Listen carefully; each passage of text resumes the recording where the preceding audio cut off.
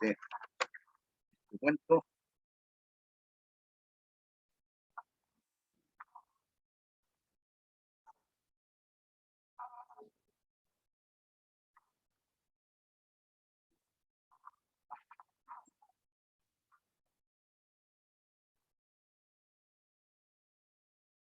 Y ya, vamos a empezar a grabar entonces. Ya, bueno, les cuento, ¿cierto? El día de ayer estuvimos trabajando en clases con algunos estudiantes, estábamos viendo de manera introductoria las diferentes etapas de la historia universal, ya, así que vamos a trabajar con eso el día de hoy, vamos a ir viendo algunas cuestiones relacionadas con el estudio de la historia, y ahí les voy a ir mostrando también un videíto para que vamos interiorizándonos un poco de cómo va esta evolución. Ya por un tema de internet voy a ir a apagar la cámara para que fluya mejor, ¿cierto?, la presentación, y voy a dejar solo la voz activada mientras está la presentación, ¿cierto?, por un tema para que vaya fluyendo un poquito más rápido, ¿ya? El día de ayer estábamos trabajando con este tema, ya un poquito introduciendo lo que es el estudio de la historia, y habíamos hablado algunos puntos bien interesantes en relación al tema del tiempo, que está relacionado estrechamente con el estudio de la historia, y en ese sentido uno de los temas relevantes tenía que ver con la idea, ¿cierto?, de la percepción que vamos teniendo del tiempo y las diferentes escalas que vamos midiendo, ¿cierto? Veíamos que eh, algo que para nosotros puede parecer mucho tiempo, dentro de una escala más amplia como es la historia de la Tierra, se transforma en algo mucho más pequeño, más diminuto, ya por decirlo de alguna manera. O sea, por ejemplo, la historia de Chile, que abarca 200 años, es una etapa breve respecto a todo lo que ha ocurrido en la historia universal, por tanto el tiempo es igual, un poco relativo en relación a lo que nosotros queramos estudiar. Ya, así que eso es un poquito para que vamos entendiendo. Y también hablábamos un poquito de la idea del legado, de cómo finalmente los seres humanos somos capaces de desarrollar historia. Voy a mutearlos, no sé si ustedes han manejado esta plataforma antes, el tema del Zoom, ya, yo los voy a mutear a todos para que no hayan ruidos mientras hacemos la exposición. Ya, es importante que en el Zoom ustedes tienen una parte que dice reacciones, ya, para levantar la mano, para pedir la palabra, ya, a donde dice, hay una parte, ¿cierto?, que les permite a ustedes ir trabajando, ya, aquí donde dice participantes, ustedes pueden ir levantando la mano para ir haciendo algunas dudas, ya, vamos viendo que llega algunas personas, ya, no sé si ustedes manejan la plataforma. Hay una parte que dice, donde dice more o more, ya en la esquinita, o a algunos les sale en el menú, hay un menú que dice reaction, ya, que dice aquí reactions, y ustedes pueden ahí levantar la mano, como lo hice yo ahora, que le aparece ahí en el tema, ¿cierto?, de que alguien levantó la mano. Ya tenemos también un like para ir haciendo algunos seguimientos, y también tenemos, bueno, risa, hay varios temas así como emojis que ustedes pueden ir trabajando y que ustedes les van apareciendo en la pantalla. Ya en este caso, no sé si lo pueden ver ustedes, esa parte que dice reacciones, que sale como para hacer el dedito arriba, y alguien lo Sí, pilla por ahí, profesor. donde dice, si no les sale en el menú, hay Sí, una parte que profesor. dice more, ya hay un menú que dice more, ustedes lo pinchan, y hay una parte que dice reactions, ya. Entonces ahí ustedes pueden levantar la mano o simplemente, ¿cierto? Abren el micrófono y me van preguntando también, que puede ser otra opción, ¿ya? Chuchuchun.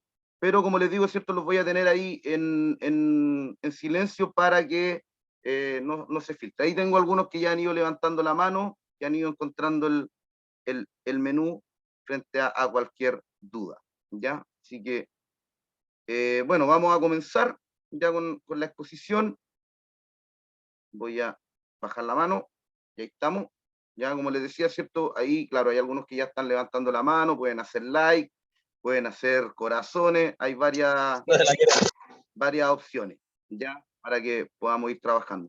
Como les decía, por un tema de del tema del peso del archivo, también voy a apagarle el video, ya les voy a pedir que apaguen la cámara para que el video no quede tan pesado y de esa manera, ¿cierto? Se pueda compartir más fácil y el internet no se pegue, que siempre es un problema con estas plataformas. Ahí tengo a don Agustín, le vamos a parar el video, ya. Tengo a Elizabeth, también le vamos a apagar el video, ya, para que, como les digo, cierto, el internet pueda fluir mejor porque el uso de la cámara se vuelve un poco lento. Bueno, comencemos, ¿cierto? Vamos a hablar un poquito sobre las diferentes etapas de la historia, ya. Eh, el estudio de la historia, ¿cierto?, tiene que ver con el estudio finalmente de nuestra sociedad en el tiempo, cómo hemos ido evolucionando. Una cuestión que conversábamos ayer es que, a diferencia de otras especies animales, el ser humano tiene la capacidad de poder pensar más allá del aquí y el ahora, de poder ir construyendo un legado, ya de poder ir pensando en el futuro y de alguna manera inconsciente nosotros todos vamos construyendo esa memoria, ya de alguna manera todos vamos trabajando pensando en dejar un legado, pensando en dejar un recuerdo, ya y ese recuerdo, esa huella que han ido dejando nuestros antepasados a lo largo de la historia, es lo que nosotros conocemos, ¿cierto?, como el pensamiento simbólico, la idea de poder pensar más allá de la hora, más allá del aquí, de poder representar figuras que todo el mundo puede reconocer. O sea, si nosotros vemos, por ejemplo, el arte rupestre, donde de pronto se hacen representaciones de escenas de caza, por ejemplo, ya en estos lugares, ¿cierto? Incluso nosotros hoy, 30.000 años después, podemos reconocer que esa figura o ese, no sé, esa representación, ese dibujo, ese arte que ellos hicieron, nosotros lo podemos identificar y podemos entender de qué se trata. Ya cuando muchas veces, por ejemplo, vemos encontramos de repente en el Imperio Romano, encontramos, por ejemplo, graffiti y encontramos un mensaje, que son situaciones que nosotros vamos viendo también en nuestro tiempo y por tanto nosotros podemos entender aquello. Y esa es la característica de nosotros como seres humanos, el hecho de poder reconocer nuestro pasado, nuestro presente y nuestro futuro. Buenas tardes, sí, ahí me estaban saludando, ¿cierto? Buenas tardes a todos. También tenemos la opción del chat. Si alguien me quiere escribir, también está la opción del chat para ir haciendo sus consultas o sus dudas. ¿Ya? Avanzamos un poquito, ¿ya? Y aquí nos tenemos inmediatamente, ¿cierto?, una definición. ¿Qué es la historia? ¿Ya? ¿Qué es lo que nosotros estudiamos como historia? Y aquí se habla, ¿cierto?, que la historia es el estudio de los hechos del pasado, ¿ya? Se estudian finalmente grandes acontecimientos, formas de vida de la humanidad, cómo vivían los hombres en el pasado, y todo ello desde nuestros orígenes como seres humanos, incluso como nuestros antepasados evolutivos, como los antiguos primates, hasta nuestros días. Y nosotros tenemos que, en el fondo, tratar de entender la continuidad que hay en todo este tiempo histórico. Ya finalmente nuestro tiempo es la sumatoria de muchas experiencias que nosotros hemos ido teniendo a lo largo de la historia. Ya, por ejemplo, ahora mismo, ayer dábamos el ejemplo de que en este tiempo post lluvia es muy común, cierto, que muchos de nosotros salimos a recoger callampa, ya, y el poder reconocer cuáles son esas callampas comestibles y cuáles no lo son, involucra de alguna manera, cierto, el, el hecho de que nosotros nos vamos nutriendo con la experiencia, porque ese conocimiento es súper ancestral, es algo que ha ido ocurriendo a lo largo del tiempo, y nosotros en nuestros días podemos recoger todo ese conocimiento.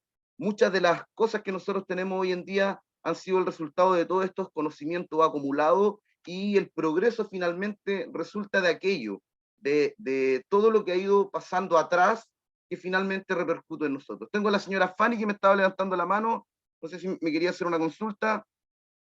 Buenas tardes. Señora Fanny, la escuchamos.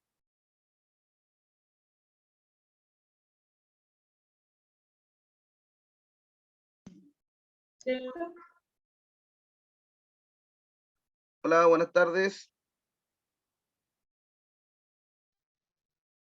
Bueno, el internet puede ser, ya les sugiero apagar las cámaras para que puedan fluir mejor la reunión. Ya yo aquí también le voy a parar el video, ya a la señora Fanny también la voy a poner en silencio para que no se escuchen ruidos de nuestras propias, de nuestros propios hogares, ¿ya? No sé si usted tenía una duda, señora Fanny, o estaba probando el tema del Zoom.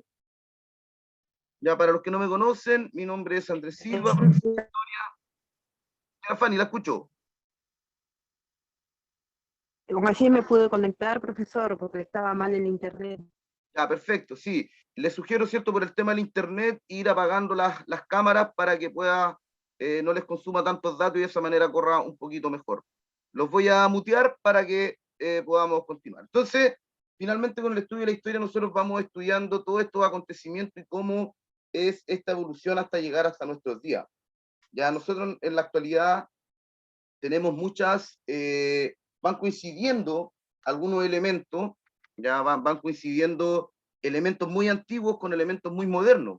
Por ejemplo, en los campos podemos encontrar un campo muy industrial con enorme cantidad de maquinarias, pero también vamos a encontrar al agricultor que todavía hace las cosas como en la antigüedad, ya con un caballo, con un arado, y eso nos demuestra, cierto, que muchas de las cosas que nosotros estudiamos en la historia como progreso, en realidad son súper relativas y también van coexistiendo algunas cuestiones que tienen formas de vida muy pasadas, ¿ya? Entonces, en la historia no todo es que pasamos de un momento a otro, sino que van coexistiendo formas pasadas con formas presentes, ¿ya?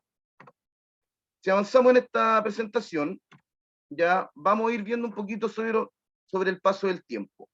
Nuestra historia ya abarca una enorme cantidad de millones de años. Se cree que aproximadamente nuestros primeros antepasados aparecieron hace más de 3 millones de años, ya, y en ese sentido, cierto, nosotros tenemos que ir midiendo el tiempo. Y para ello, cierto, utilizamos distintas unidades. Tenemos los años, ya, que nos sirven para medir periodos pequeños. Tenemos también eh, lo que se conoce como un lustro, que es un periodo de 5 años.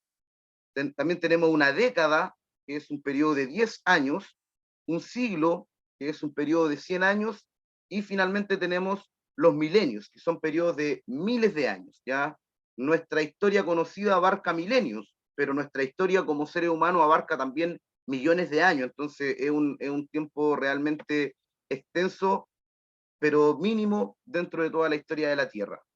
Ya nosotros aquí tenemos los años, siglos, milenios. Los siglos y milenios generalmente se expresan en números romanos y los años específicos o las fechas los expresamos con números arábigos, ¿ya? Es una forma de unidad del tiempo, ¿ya? ¿Cómo calculamos, cierto, a qué siglo pertenece un año? En los primeros dos dígitos tenemos lo que corresponde, cierto, a los milenios, ya a los siglos, y nosotros, cierto, le sumamos ya a este 5 le sumamos un número y nos da como resultado, por ejemplo, que el año 1564 corresponde al siglo XVI. ¿Ya? Si el año tiene menos cifras, siempre debemos completarlo con números 0 a la izquierda hasta llegar a cuatro cifras. Entonces, por ejemplo, aquí el año 711 corresponde al siglo VIII. Ya, esos son cuanto a las mediciones del tiempo, ¿ya? Le damos las buenas tardes. Perdón, perdón, disculpe, no lo alcancé a escuchar.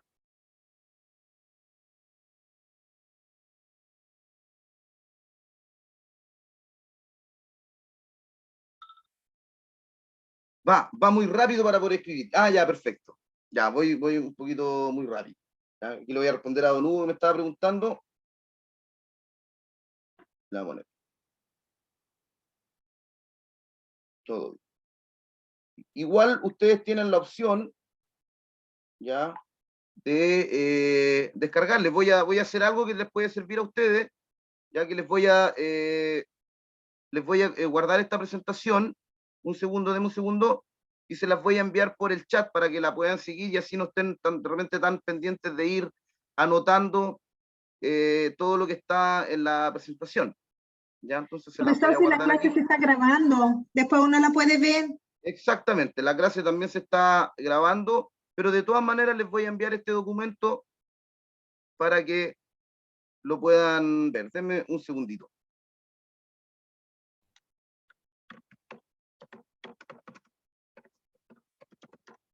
Tapas de la historia. Aquí, PDF. Guardar.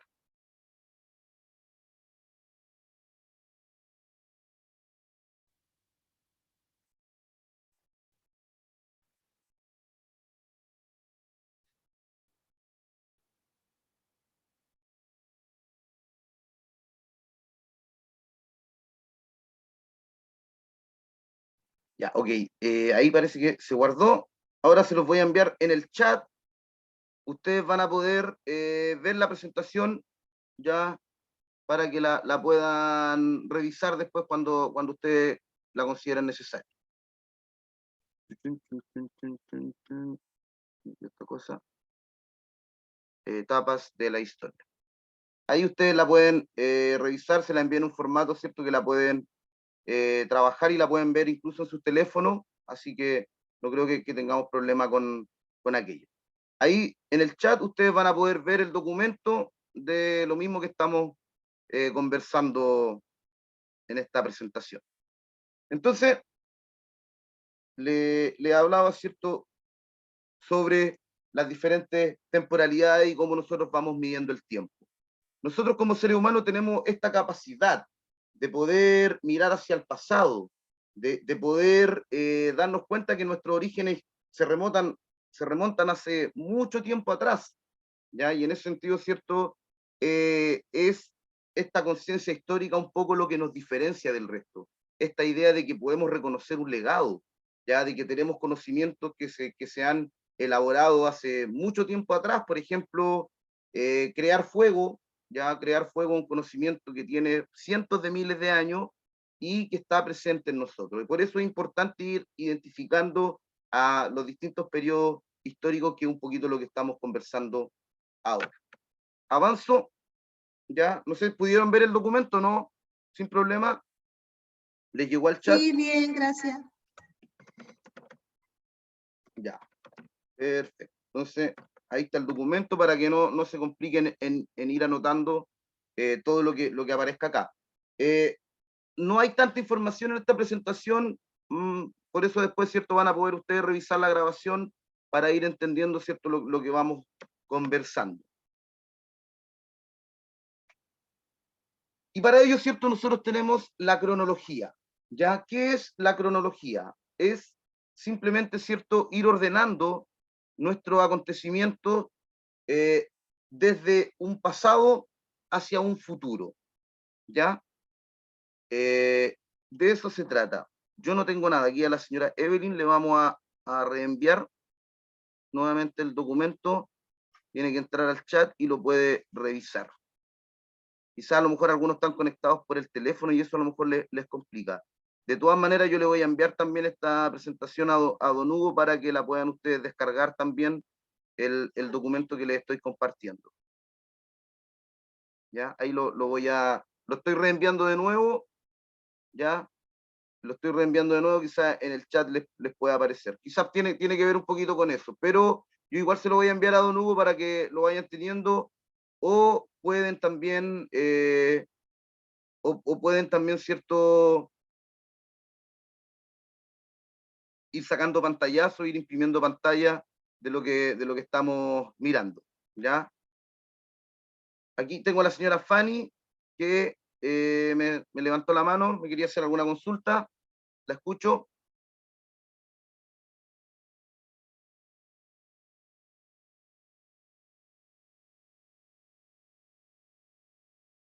Señora Fanny, ahí para que... La escucho.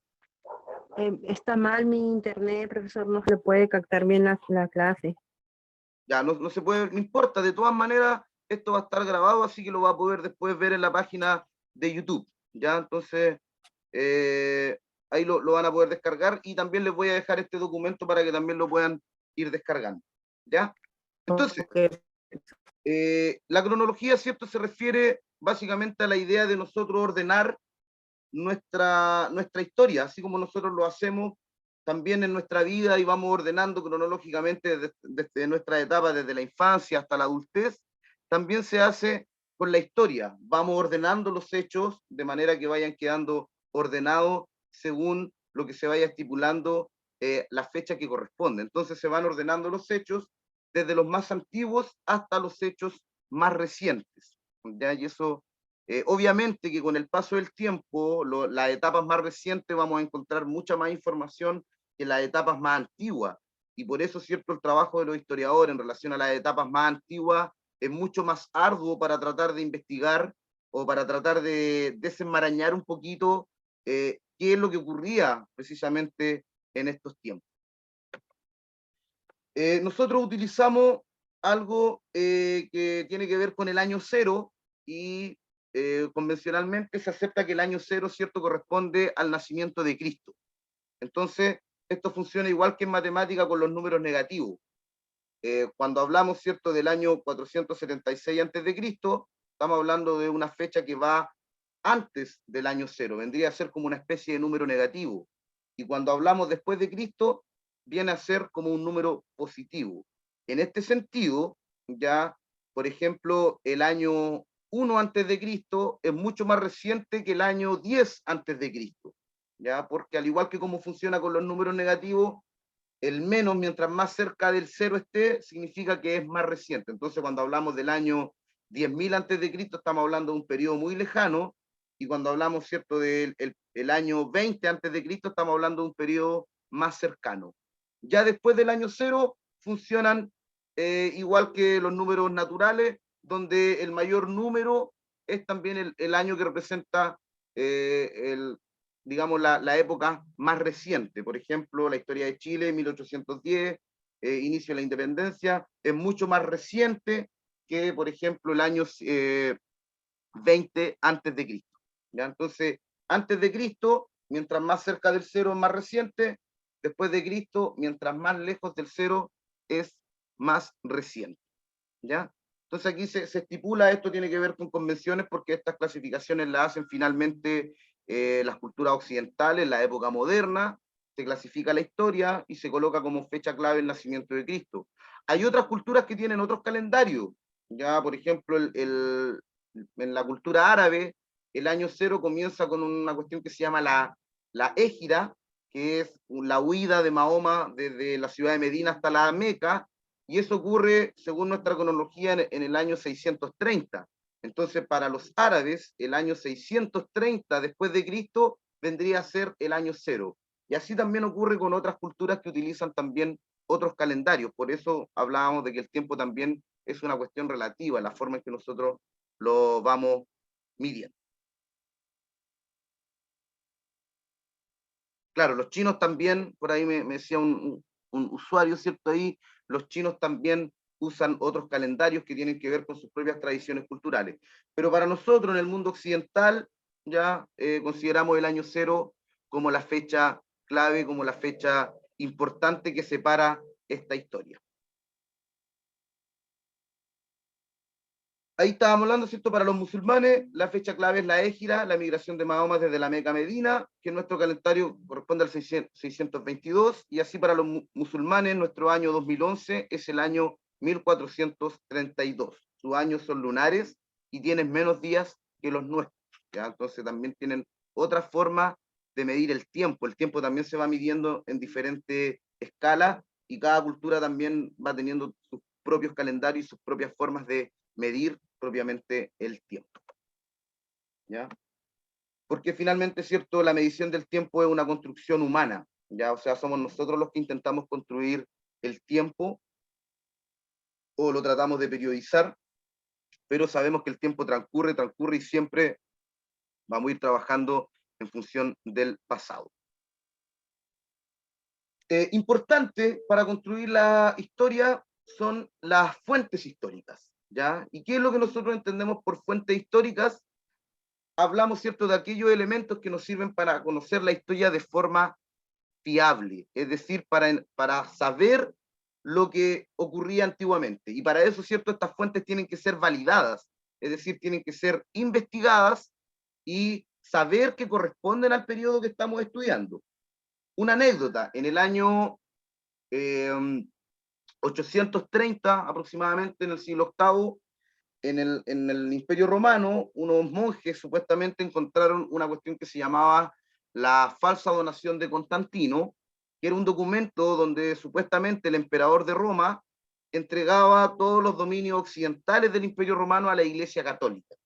Y este documento tuvo validez por mucho tiempo, hasta la época del Renacimiento, unos 600, 700 años después, cuando un caballero que se llamaba Lorenzo Valla descubrió que ese documento era falso, que el latín en el que estaba escrito correspondía a un periodo muy posterior a la época de Constantino. Entonces, también hay personas que se dedican profesionalmente a validar estas fuentes para que efectivamente sean fuentes que correspondan al periodo que estamos estudiando y que no sean falsificaciones o que correspondan a otro periodo histórico. Ya por eso hay personas encargadas, la arqueología, por ejemplo, se encarga de datar. Hoy en día nosotros tenemos ciencia, utilizamos carbono 14, ya que nos permite saber más o menos el periodo de una manera mucho más científica y de esa manera poder encontrar. Del mismo modo también hemos encontrado algunos artefactos que son los artefactos, claro, la parte revisionista de la historia, que tiene que ver, ¿cierto?, con un montón de gente que se dedica a validar que esos documentos sean verdaderos y que correspondan al periodo. ¿Ya? Les contaba de que, claro, hay muchas veces, sabe que mi internet está pésimo, estaré con mi hermana perfecto, no hay problema, ¿ya? Entonces hay muchos documentos que muchas veces se falsifican. Hoy en día tenemos ciencia, tenemos tecnología que nos ayudan. Les contaba que hay algunos artefactos que son los llamados artefactos fuera de lugar. Ya muchas veces los arqueólogos encuentran algunos artefactos que su datación no corresponde a un periodo humano. Por ejemplo, hay un martillo muy famoso, ya un martillo que se encontró me parece que fue en Medio Oriente, que cuando lo sometieron a las pruebas de carbono arrojaba que era de un periodo, de un pasado mucho más lejano, donde incluso según nuestra historia convencional no habían seres humanos. Entonces también en la historia se han encontrado algunos artefactos que no corresponden al periodo y que a veces generan dudas entre los arqueólogos y que también se presentan para elaborar algunas teorías, ¿cierto? Hay algunas personas que hablan de la intervención de seres extraterrestres, ¿ya? Y en ese sentido, ¿cierto?, estos aparatos vendrían a confirmar esta lógica de que hubieron civilizaciones antes, que es algo que también se está trabajando en la historia, de que probablemente a lo mejor también se construyeron civilizaciones mucho antes de lo que nosotros tenemos estipulado de manera oficial, ¿ya?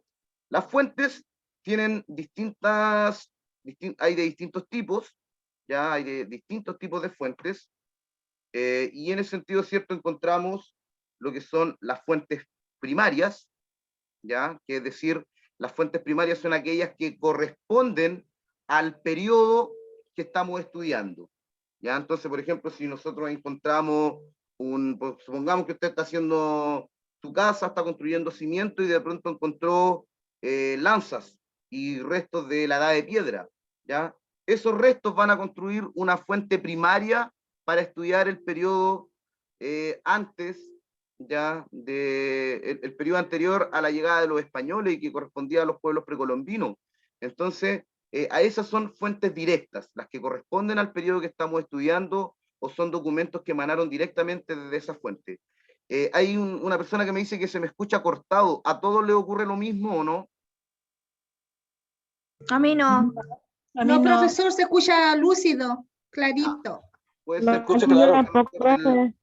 del internet de la persona, por eso pregunto, ¿ya? Entonces, tenemos estas fuentes primarias, que son documentos, ¿ya? Que son documentos que están elaborados en un periodo pasado y que después se encuentran, y así hay muchos documentos, por ejemplo, hay una cuestión que se descubrió que se llamaban los manuscritos del Mar Muerto, que eran manuscritos, ¿cierto?, con temas bíblicos que se encontraron y que databan del año 200, 300 después de Cristo. Entonces, todas esas cosas antiguas que nosotros encontramos construyen lo que son las fuentes primarias, ya las fuentes primarias que pueden ser de dos tipos, no escritas, por ejemplo, monumentos como las pirámides de Egipto, ya restos humanos, ¿ya? Se me sale a cada rato, dice, claro, mejor, bueno, si tienen problemas para verlo, ya después pueden ver el video o la grabación. Tenemos los monumentos como las pirámides de Egipto, ya que son una fuente primaria de ese periodo y que se investiga, ¿ya? También podemos encontrar restos humanos o materiales, por ejemplo, en México se han investigado unas cuestiones que se llaman los cenotes, que son unos pozos de agua, ya donde se hacían rituales de las culturas precolombinas, y en el fondo de esos cenotes, ¿cierto? Se han encontrado también osamentas humanas y algunos elementos ya materiales o decorativos que usaban las personas, entonces también son fuentes primarias. Utensilios, a veces se encuentran vasijas, cerámicas, ya utensilios, tenedores, cosas así, ¿cierto? Que también nos permiten acercarnos a cómo era la vida que tenían nuestros antepasados. Edificios, ya hay ciudades que se han encontrado y que todavía incluso algunas no han sido descubiertas. Tenemos el caso, por ejemplo, de la cultura maya, donde se habían descubierto unas ciudades, pero hoy gracias a la tecnología se han descubierto un montón de ciudades más vía sonares y otras tecnologías que se utilizan como los radares, y se ha descubierto, ¿cierto?, que bajo la selva también hay muchas ciudades que estaban ocultas en la selva y que no se habían descubierto porque el bosque las había tapado, y ahora gracias a la tecnología sabemos que están ahí. Hay testimonios orales, ya documentos que algunas personas escribieron o que dejaron registro, también tenemos periódicos antiguos, cartas que se han enviado, y todo ello, ¿cierto?, nos sirve para ir comprendiendo algunos periodos históricos. Tengo dos personas que me han levantado la mano, ya la escucho, a ver, tengo a la señora Fanny y tengo a Ingrid Díaz. La escucho, señora Fanny. No, profesor, yo no levanto la mano. Ah, ya, estaba ahí. Señora Ingrid.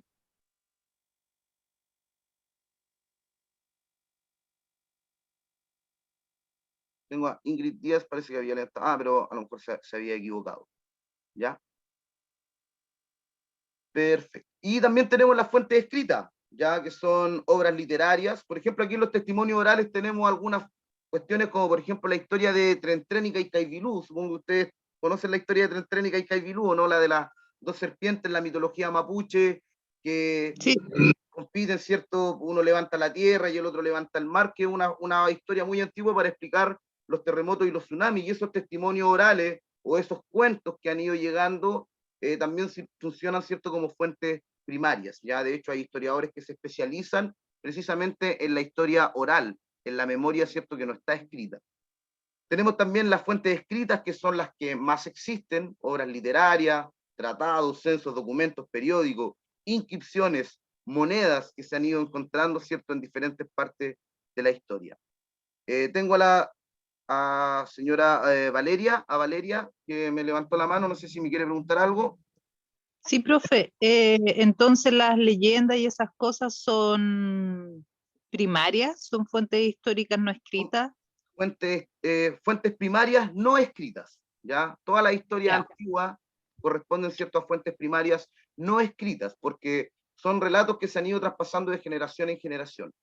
Miren, hasta el momento nos va quedando 1 minuto 20. Cuando se termine esta reunión, después con el mismo link se vuelven a conectar nuevamente y continuamos con la clase, ¿vale? Para que cuando se corte, después vuelvan a conectarse con el mismo link. Y después Ya, tenemos profesor, también las gracias. fuentes secundarias, que son aquellas fuentes que hacen profesionalmente los historiadores, ¿ya? Que son, digamos, cuando algún historiador hace una investigación histórica sobre algún periodo en cuestión, ahí pasa a ser una fuente secundaria. Por ejemplo, hay un historiador chileno muy famoso que se llama José Toribio Medina, que vino a investigar los restos que se encontraron en la gruta ahí que está abajo del parque, ya donde está la Virgen de Lourdes. ¿Ya? Y este caballero, José Toribio Medina, hizo una investigación sobre estos restos, y a partir de ahí, ¿cierto?, nosotros sabemos que nuestro antepasado en esta comuna era la zona de los llamados indios promaucaes, que pertenecían, ¿cierto?, a las etnias picunche que habitaban previamente a la llegada de los españoles. Entonces, esos libros de historia elaborados por historiadores profesionales que van juntando estas fuentes no escritas y que las van interpretando y van escribiendo sobre ellas,